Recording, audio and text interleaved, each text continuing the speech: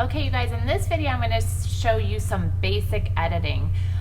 So just like when we were editing our images, it's the same thing. You can trim your clip by just clicking and dragging, but what I want you to notice, what happens there is you get this gap in between, so then you kind of have to grab everything and move it over to lock it, which sometimes can be a pain. So if you go over here on the in the tools panel and you click on this ripple edit tool, you'll see that when I move that, so with the yellow, if I trim this clip, it'll actually snap it together, and then you'll be able to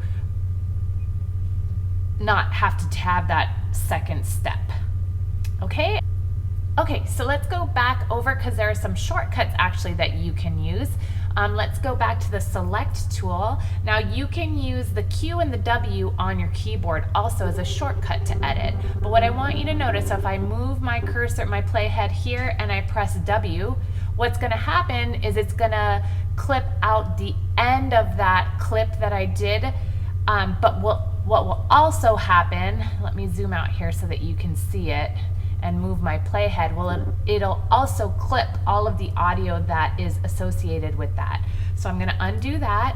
Now I'm gonna use Q, and what Q will do is that'll clip out the front part, but again, it'll clip the audio associated as well. Okay, so one of the things that you might wanna do is you might wanna clip out the audio associated with this clip, so you see how these two are together, but not necessarily the music that you have down here. So I'm gonna show you how to do that. Okay, so I just hit undo. You'll notice down here in my audio 3, there's this lock.